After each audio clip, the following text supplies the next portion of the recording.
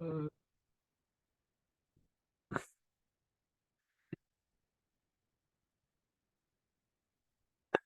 so, yeah, just arrange the slideshow. It makes it a lot easier to see.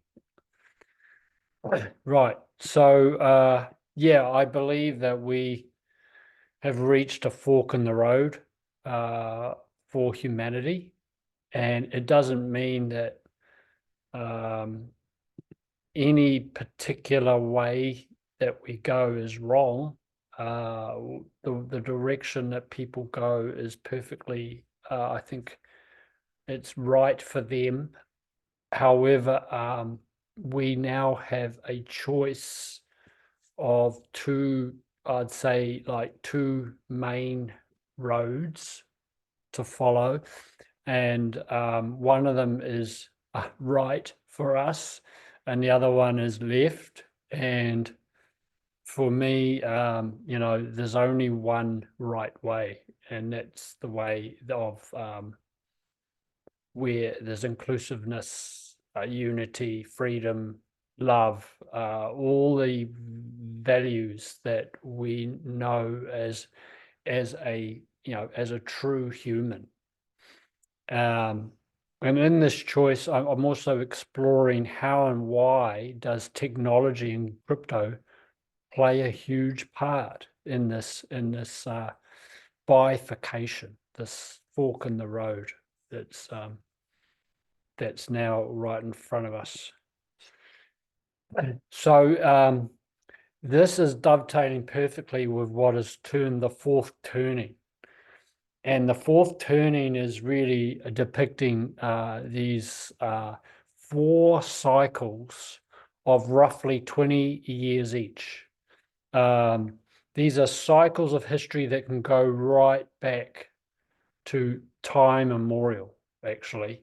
And there are people that have researched these just as applicable to America, and they realized that everything changed over these four cycles of 20 odd years. And 20 years is quite a important number, because 20 years is roughly a generation. 20, when we reach adulthood in our 20th, when we've completed our 20th year and we're entering our 21st year, essentially that's a coming of age as a human. And it is a kind of it depicts the end of a cycle and the beginning of a new one as a being, but it also applies to us as on a larger scale, on a macro scale, as a humanity scale. And these changes or these cycles are what known as they're secular. In other words, the tide is coming into a new sort of flavor of the world. It's a rising tide. It's a sea change. So it's a very powerful forces behind. Secular means powerful force coming in, and it's coming into society. So these tides are ebbing and flowing, um, and yeah. So we're now at the end of a fourth turning since World War II, since the Bretton Woods, Agreement, which was the current fiat system, where America would be the empire and where their dollar was the reserve currency of the world, was signed in, I think it was in 1947, I think. But it's really, this cycle really started since the end of World War II, uh, and of which we know was in itself was the end of the previous cycles. So it's basically these cycles are.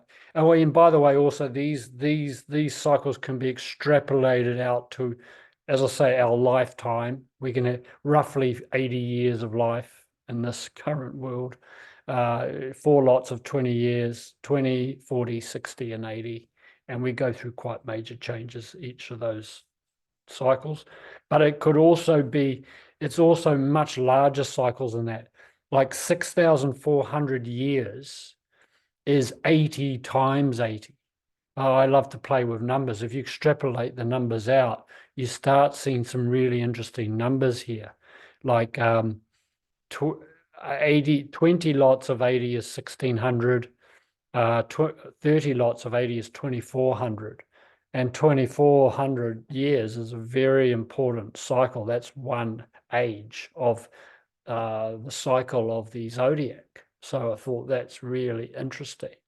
And 6,400 years ago is the time of Sumeria. So, you know, that is supposedly the beginning of human civilization. It was only the beginning of another cycle, but that's another whole story. But just to give you an idea that these cycles are coming and going forever. You know, time is really cyclic, and it's just the passing of energy.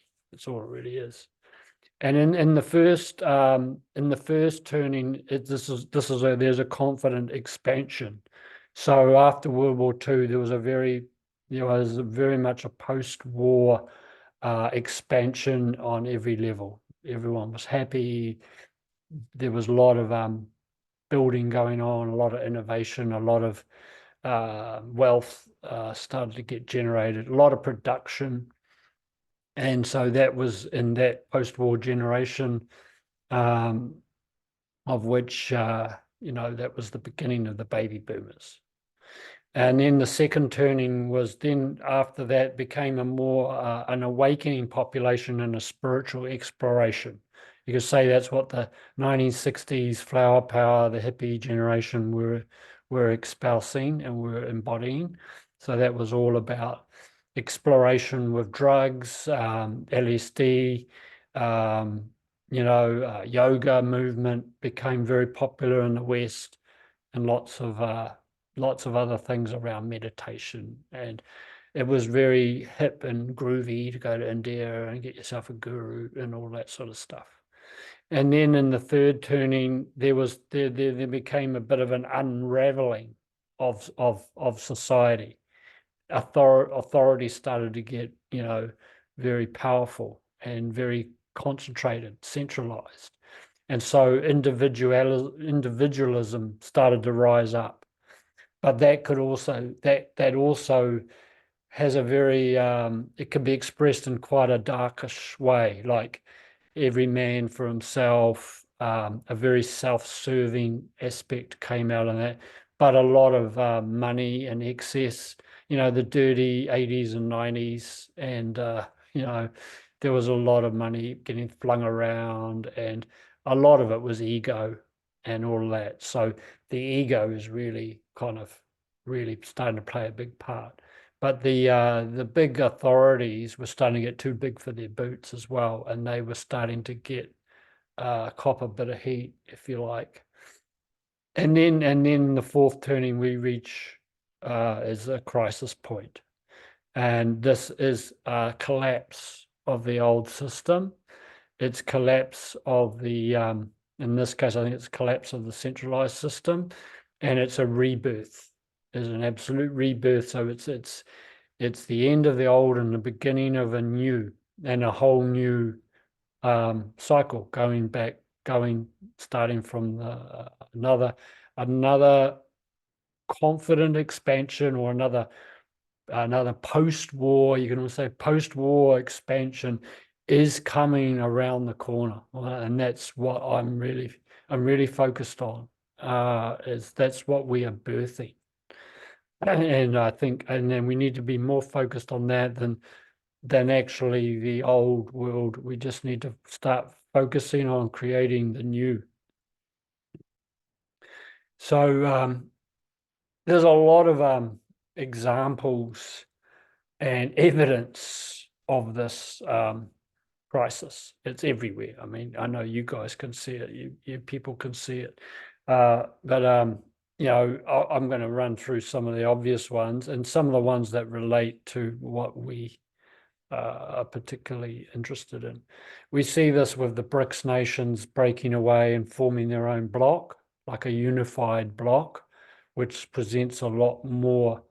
That's the only way they could effectively take on the American hegemony and the Western hegemony.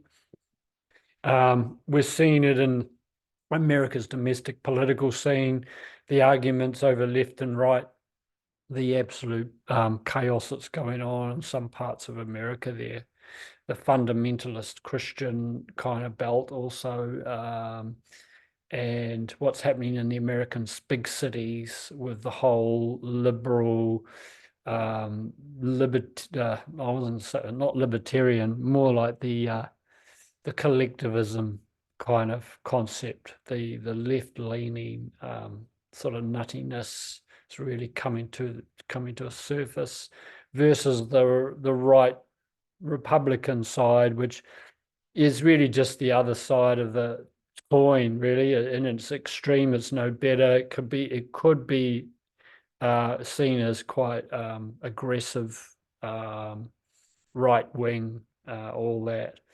But there is also a very strong desire for freedom there as well. So everything has its opposites. Everything has its dual.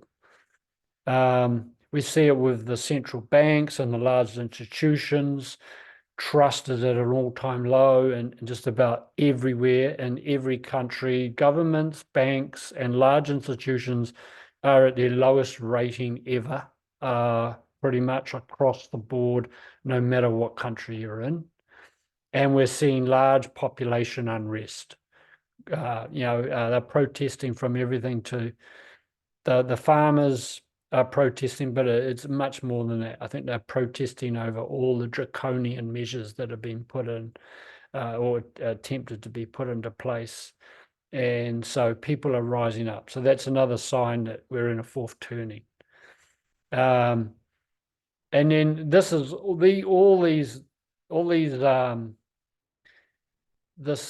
these unrest is caused by, and it's the result of such things as excessive debt and the corruption. So really the debt and the corruption is causing this collapse, but it's also a result of the collapse.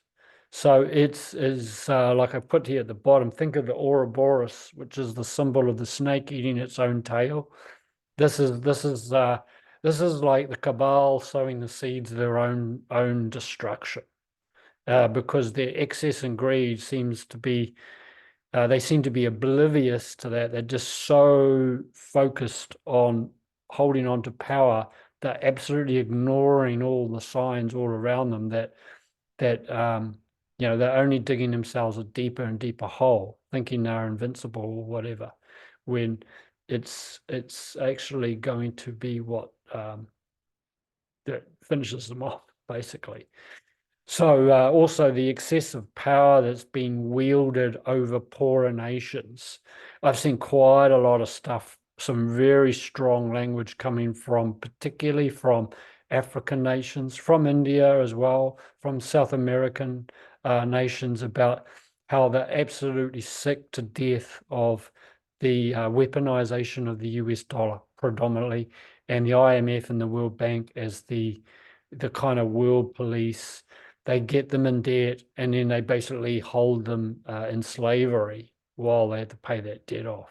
Hence why the head of Ecuador, when he made Bitcoin he made it a legal tender, and the IMF warned him that if they did that, they would be held to play. Well, he's now gone ahead and paid off. He had a large debt to IMF. He's now paid that debt off. He's debt free as a country, and he did it through Bitcoin. So no matter what you think about Bitcoin and its good and bad, he's used it for good in that case. And so now they have no real power over him, other than, I guess, what else they can cause. But from a monetary point of view, that's a biggie that's been removed.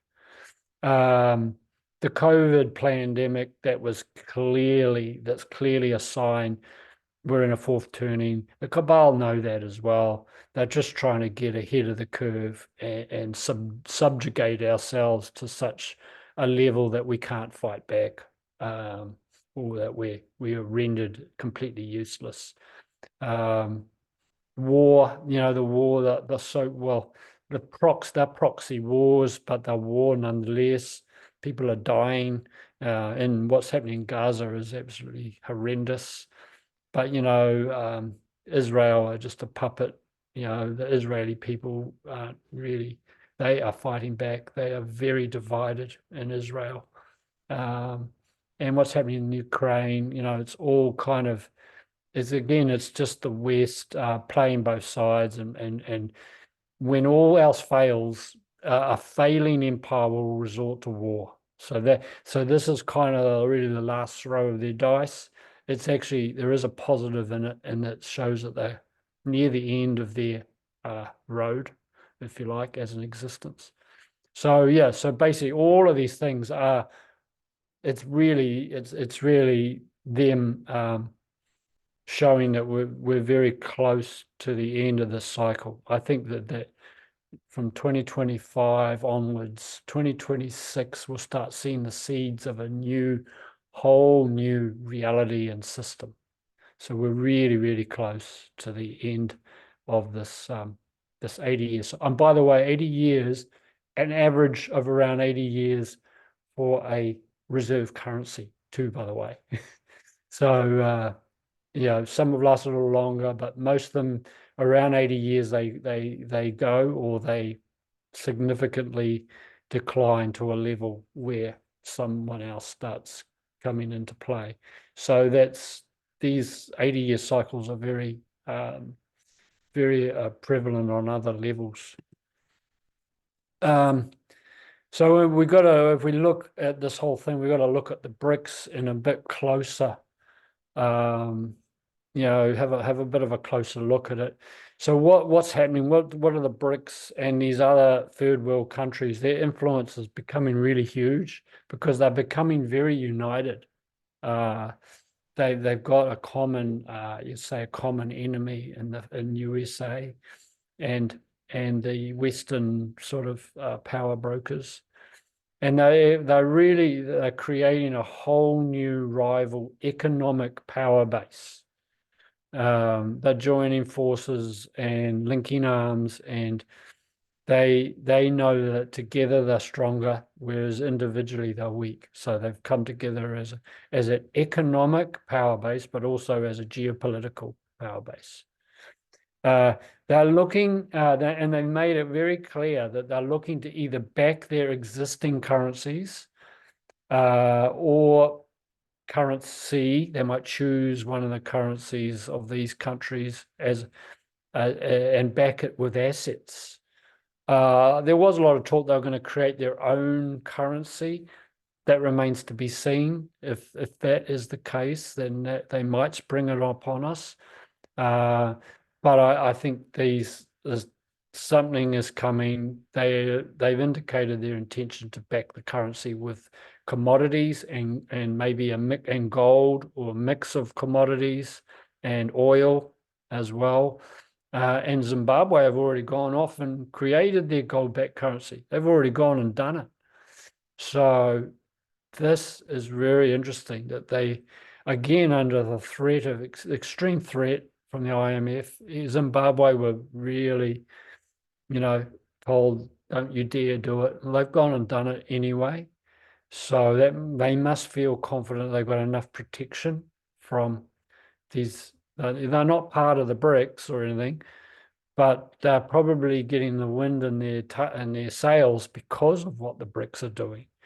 And because South Africa is in the BRICS, and they're neighbors. Ethiopia is in Africa; they're part of the BRICS. So is Egypt. So so there's definitely a lot happening in Africa, and they're going digital. They're all going digital. I know Zimbabwe's created a cash note, but the fact is And there may well be other new forms of cash coming out. In fact, I know there is a gold leaf note being created in America, real gold infused into the note. And there may well be, it wouldn't surprise me if Trump brought some kind of gold backing out to a new note that's issued by the Treasury or by the government rather than the Fed, because we know the Fed's just a private enterprise. So we have to see, but we're also going digital as well. And that is going to be a primary way to move money around the world, global cross-border payments. You can't use cash for that. It's only good for domestic. Still got to have a global currency. African and South American countries are defying the IMF, as I explained with Ecuador, and the Western influence of raping their minerals and metals.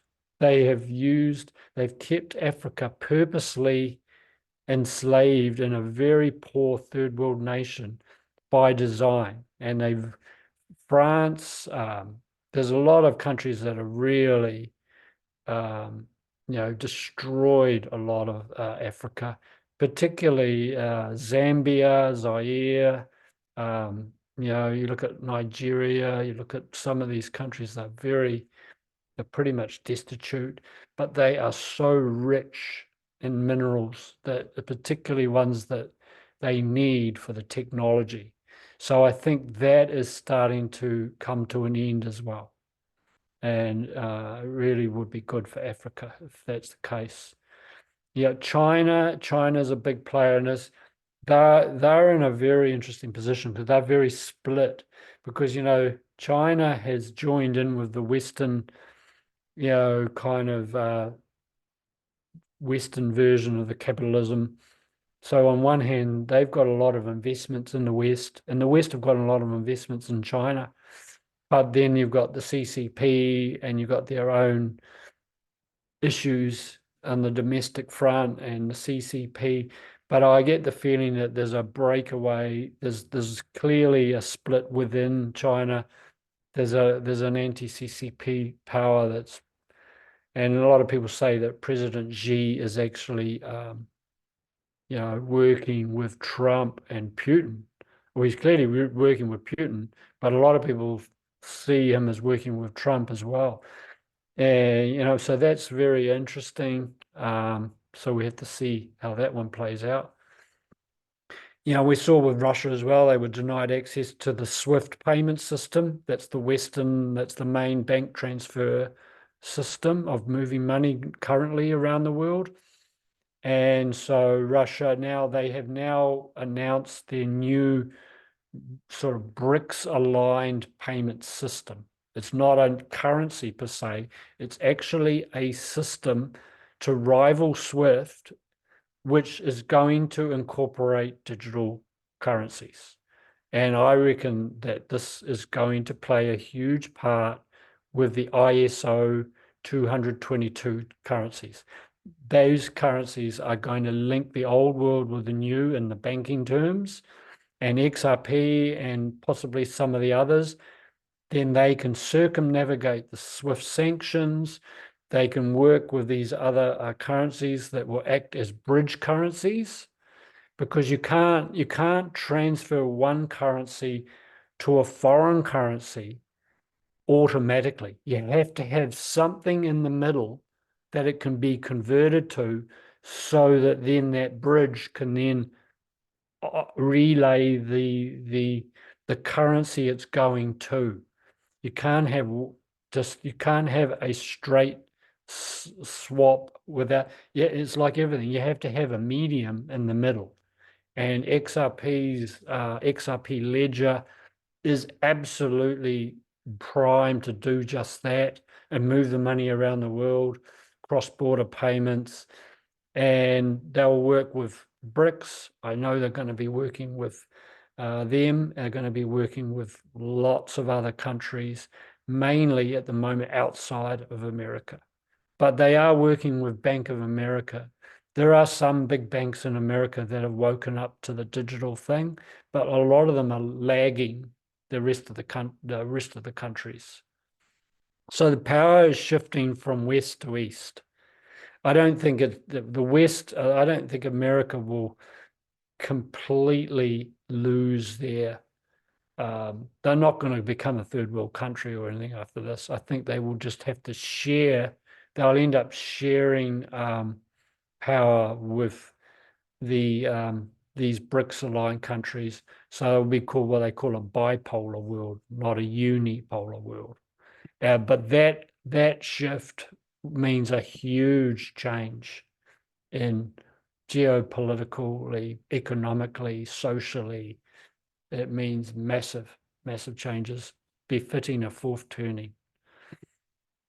So when we look at the crypto side of it, the crypto innovation is happening offshore from America. Like it's happening in crazy, crazy pace. It is really, really accelerated. And there are there's four really key hubs where this is happening. It's Hong Kong, which is not, it's just sort of part of China, but they have their own separate sort of arrangement where effectively Hong Kong is like the economic power base of which China taps into. And I think they allow it to, that's their blend of capitalist, communist kind of, Hong Kong is like their capital sort of head office of where their money dealings are sort of handled. And Hong Kong, and particularly the HSBC Bank, they are a giant Asian bank, and they're all in, not just on crypto. They've announced they're all in on decentralized finance. So for a big bank like that to just come out and say that, and they're absolutely working with XRP and Ripple really, really closely. So there's definitely something big brewing there. Then you've got Singapore. That's a huge hub for crypto now. They've made that very clear. United Arab Emirates, particularly in Dubai, very big crypto hub. India as well. They've got a lot of technologists in India, a lot of developers in India. So they are a very important country for blockchain development, and Asia in general. There's a lot happening in China as well. There's a lot happening in other Asian countries. And their people in these countries are adopting crypto and blockchain like crazy, like absolutely off the charts, crazy. And the greatest public adoption is coming from, Africa, South America, Vietnam. Vietnam is huge on crypto. Thailand is coming up as well. India. And there are other East Asian countries as well. Bhutan, just about all of them are all in on it now. However, just one thing to note on that is to buck the trend slightly is the open banking concept, which is using the APIs, which is using the application programming interface.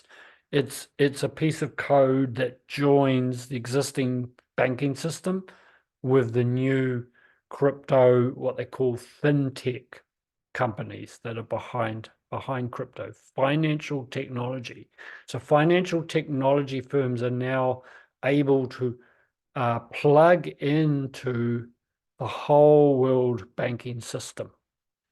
And that is going to effectively render the old banking system null and void, and it's going to create a whole new system, which I think, obviously the banks will have to adopt, but I don't think all the banks will survive. I think a lot of banks will get significantly reduced in size, and it depends on how quickly they can adapt to the new technologies.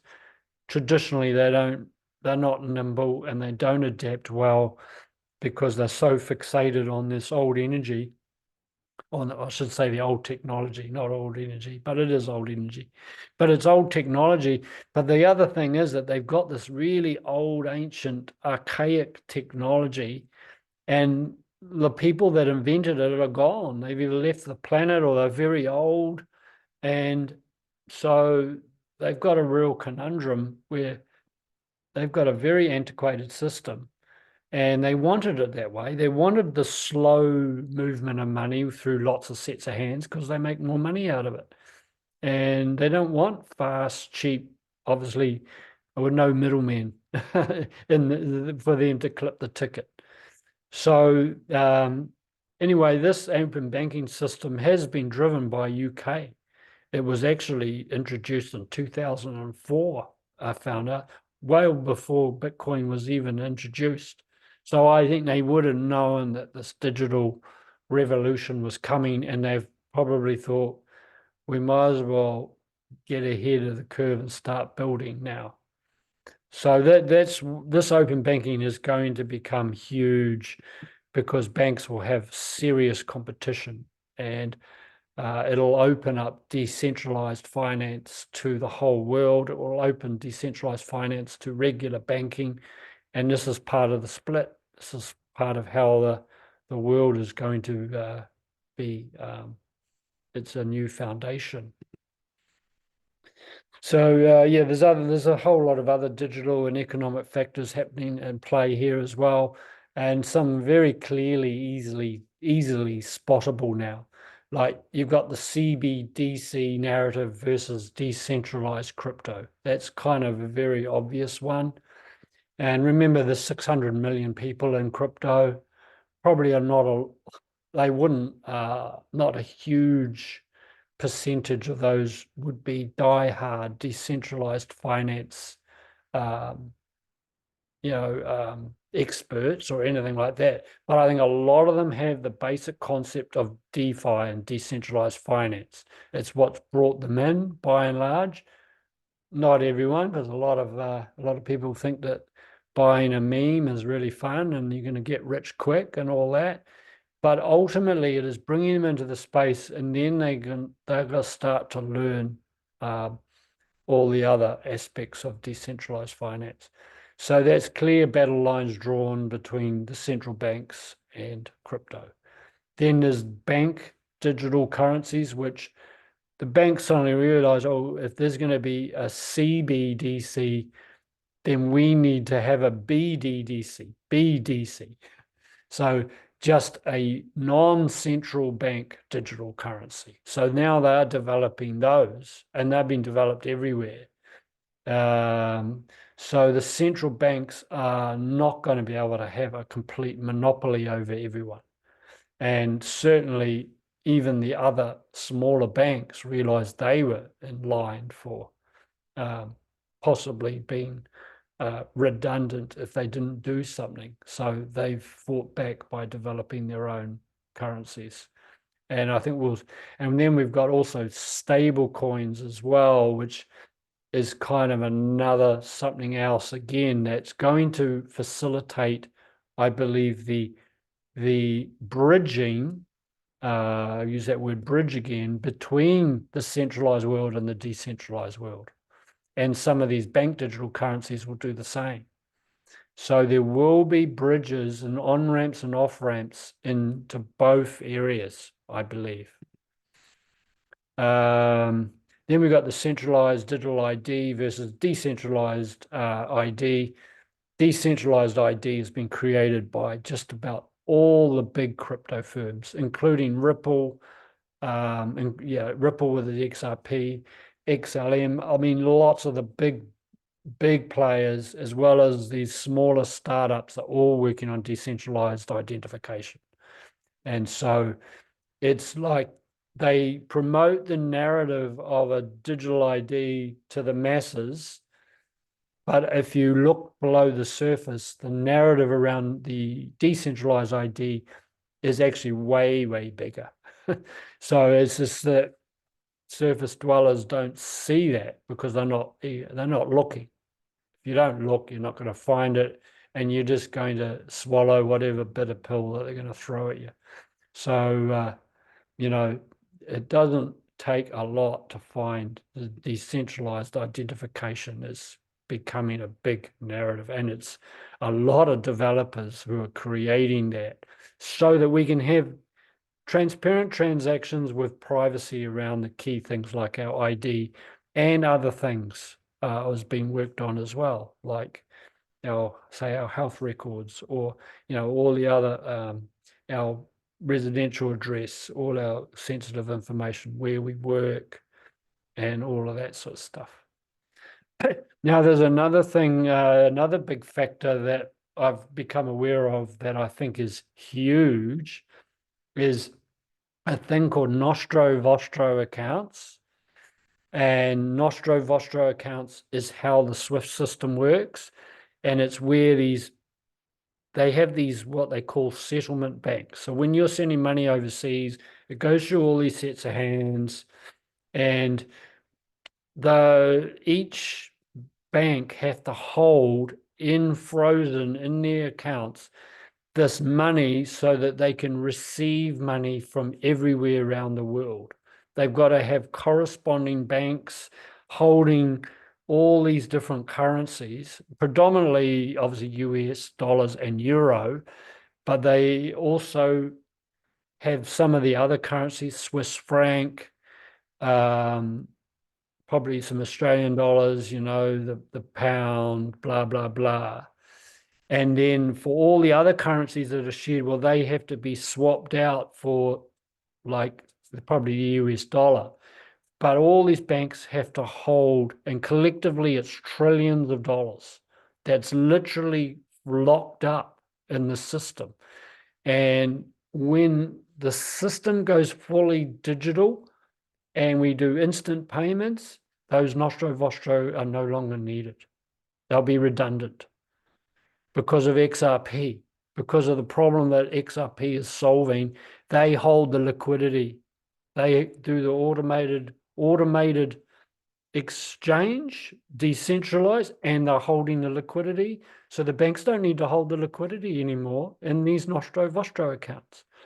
So that's going to be like this huge avalanche of liquidity coming into the market at a time when everyone's screaming collapse. It's going to be the worst depression since ever. It depends on what happens with this money. And also I'm not sure how to pronounce it, but the Sestu KV Trust, which is essentially our money. It is held as well. That trust is actually holding trillions of dollars as well. So there's a lot of value in the world, and there's a lot of money. It's just that you wouldn't know it because it's like ice. It's frozen up for a reason, partly so we don't know about it, and partly so that, it keeps them in power, I guess, and whatever. But if this money gets, it'll get unlocked at some stage. And when it does and where it goes, you could see a veritable flood of money coming into the new technologies, into humanity.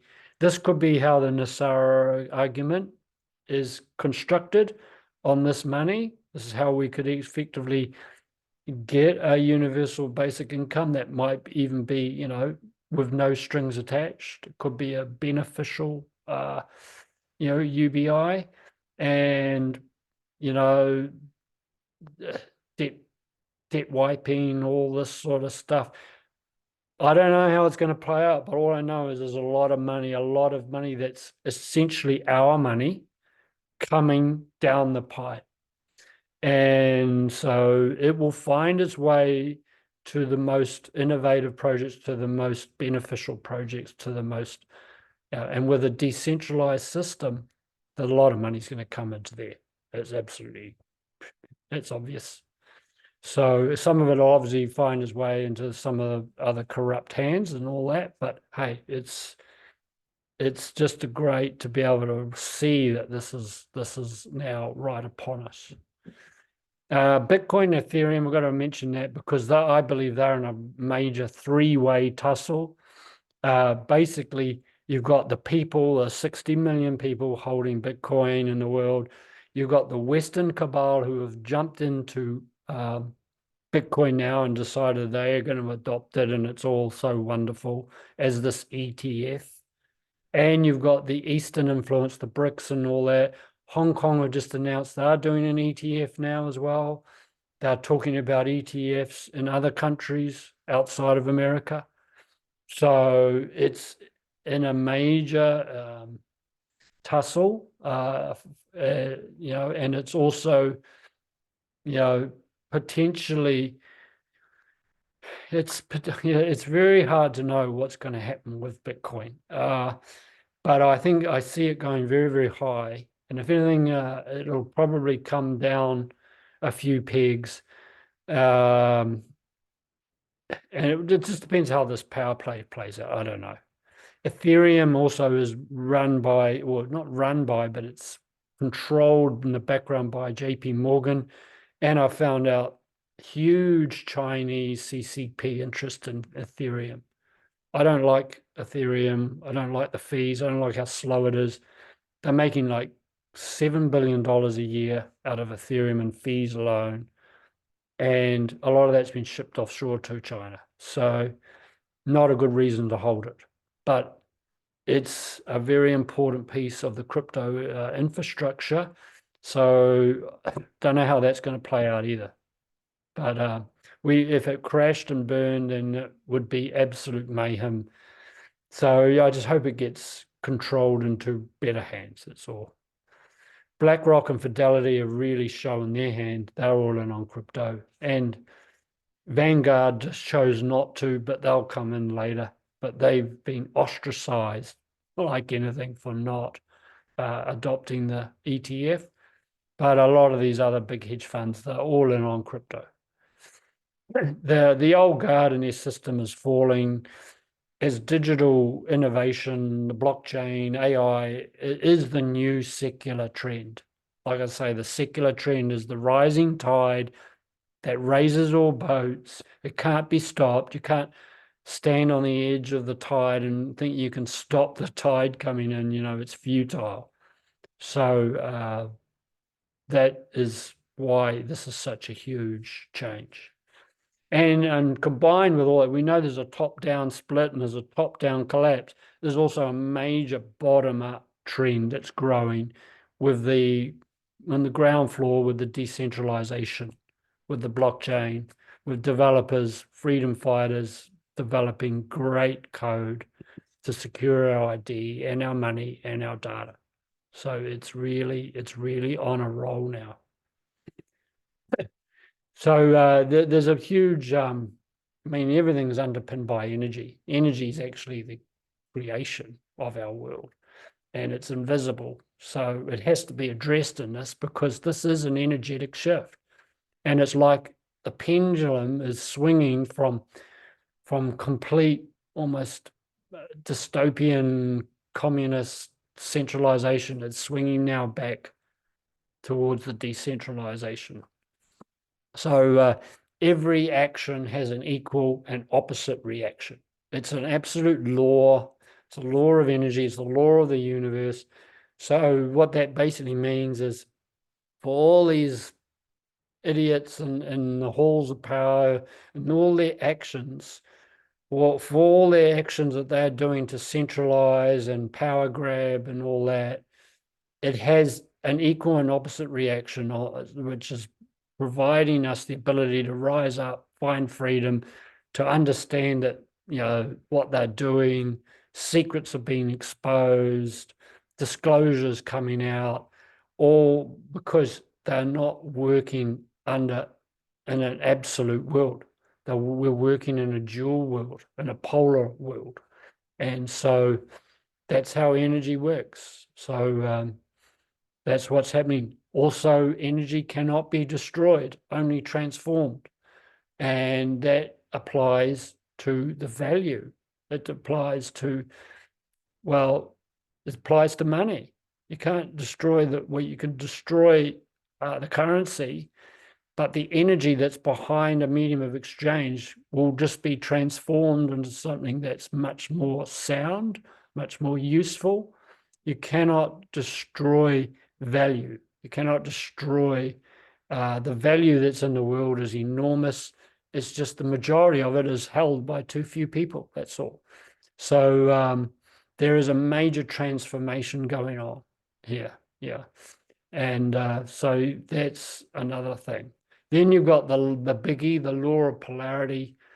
That's everything is on one continuum, but everything has its opposite.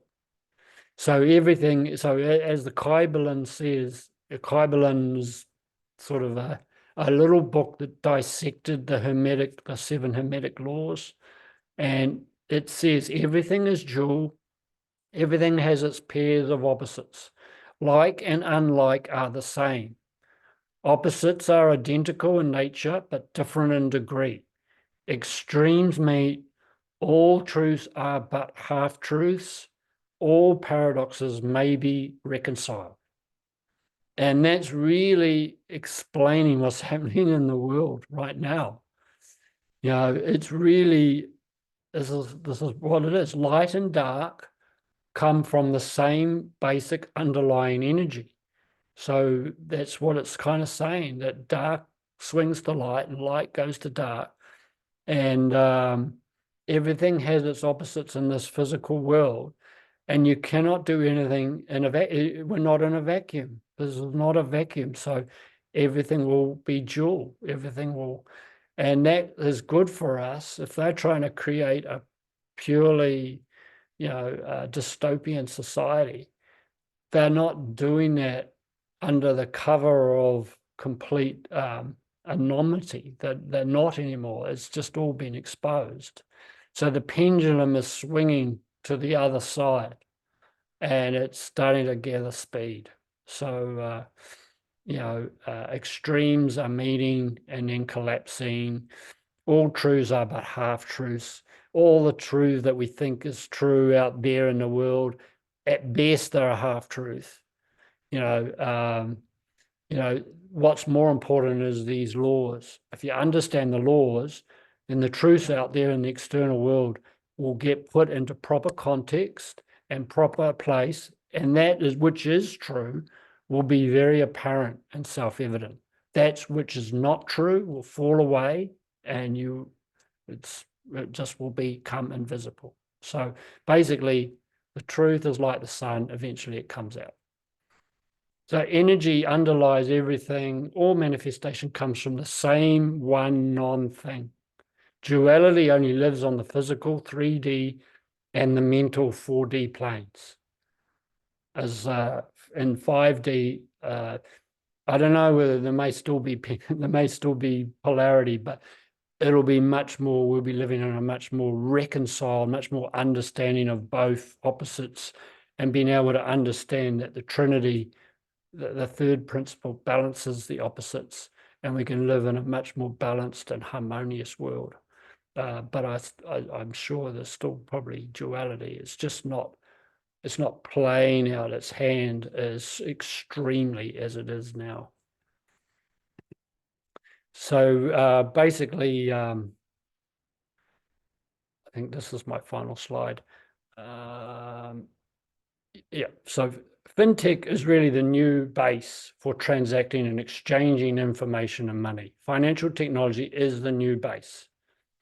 And with that, data is now becoming the new oil. It's what's truly valuable.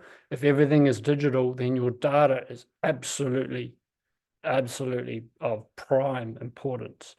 And so that is why data we own and control in our hands, in our decentralized wallets, in decentralized areas, social media, banking. If we can control our own data and we can control our own money, then we have definitely got a seat at the table in this new world, definitely. They want our eyeballs, they want our attention. We just don't give it to them because we are going over here, they're going there. This digital technology change is secular. Like I said, it's a powerful force like a rising tide. We are not creating the tech. There's plenty of other intelligent people who are creating this tech. But us regular people, what we are doing is we are attempting to adopt the tech of what's already here. And we can adopt what we like, we can reject what we don't. And that's where education and knowledge comes in. That's where I come in, and I'm learning to find what's a good life raft. And eventually the life raft will, we won't need the life raft. We'll end up, in our new world on nice dry land. But, at this time, this is a very dangerous time in the world for our money, for our health, for lots of reasons. So we have to be extra careful and make sure we're protecting ourselves best way we can before the shit hits the fan. When the shit really hits the fan, it'll be pretty chaotic for a little while before the dust settles. The awakening population, absolutely, they are looking for decentralization. I don't think a lot of them know it. They don't understand what sound money is. They haven't been educated in it. We haven't been educated in it, but we're educating ourselves now. And I really think that there's a lot of people out there that when they fully understand the positive power of blockchain and decentralization, how the code creates trust, how the code creates automation, which gives us more time, how it works for us, not against us, then they will be rushing in like crazy, because they don't know what, this is one of the things, is that cabal of locked arms, they've interlinked so strongly now. That's what's preventing the whole system from just collapsing. Like I thought it was going to collapse a few years ago. And now I know why, is because they're all they're helping each other out, because they're all shareholders in each other's businesses.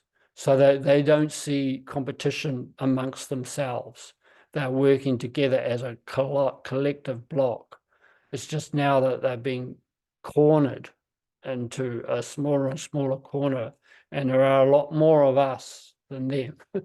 So I believe that as people awake, and they are finding crypto and particularly they're finding decentralization as a safe haven, and that's going to exponentially grow from here on in. We've already reached 600 million people. That's 600 million people who are effectively probably telling about at least another 1.5 billion about what they're doing. And the evidence is going to become obvious very soon. So basically, nothing can stop that which its time has come. And I think Rudyard Kipling wrote that, but I always love that, because the time has come and nothing can stop what's coming. It really is. It is so huge. And we've passed the tipping point now. It's just a matter now of allowing things to play out on the physical plane, being a little patient, being as grounded and balanced as we can, and thinking about what we can do to protect ourselves and our family, and put our own oxygen mask on first, but then go out and help others. That's how I see it. There was one more slide, sorry.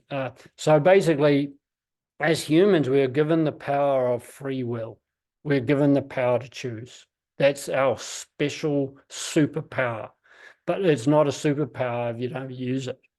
And free will, that's why we, when you've got duality, you've got polarity, people can choose to go the dark path.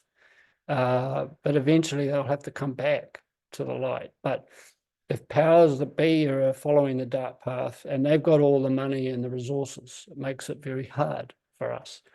However, this is the greatest opportunity, I believe, for humanity right now. It's the greatest, most dangerous time, but it's also the greatest opportunity we'll ever have. And it is a time that will be written about in history in times to come in the future. We'll look back on this time and we will go, wow, we were there. And we were there to basically usher in a new kind of reality for the world. So conscious awareness is the greatest gift when used in conjunction with the body and mind. And that means the body and the mind means finances, it means using your mind as a tool, like money as a tool, in the right way, and using your conscious awareness. So it's not bypassing the physical or the material, it's about including that. So that's why I think having sound money, having an open mind, a curious mind, an awareness there, but also using our power of spirit as a threefold kind of power. That's power, and we can choose that as well. We've got to choose our tools wisely. The power and range of choice comes from our degree of awareness. I mean, it's just so obvious. The wider, the more expanded our awareness is, the more choices we'll have in front of us.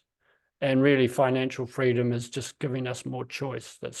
And it's also protecting us from being asset stripped and all that sort of other rubbish. Consciousness is our greatest currency. That's what I believe. But if you're not using your consciousness, then it's not a currency. But it is our greatest currency, so that we use that to get what we need and want by choosing. And we're choosing basically living. It looks like I made a bit of a mistake there. I'm not sure what I've written there, but basically, we can use the currency of consciousness to choose wisely, to get what we need and want, and then that's true living. And then living by default. That's what I mean. Living by default is allowing the system or someone else to choose for you. So that's one of the reasons why I think it's important that we choose a good financial base, so that we basically, that's like locking your back door. Basically, that's what it is. It's sealing the back door and making sure that you have got a sound base, and that you've got the choices you can to you can help others, but you can also protect yourself. So know that you don't know. Know that you don't know is actually the way to progress. If we always think we know that, oh yeah, I know that, we don't, we're just exhibiting that we don't really know. But if we know that we don't know, then we're always going to be open to knowing more.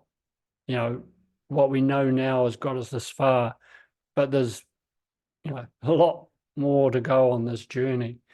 And that's one thing I've had to learn really hard way.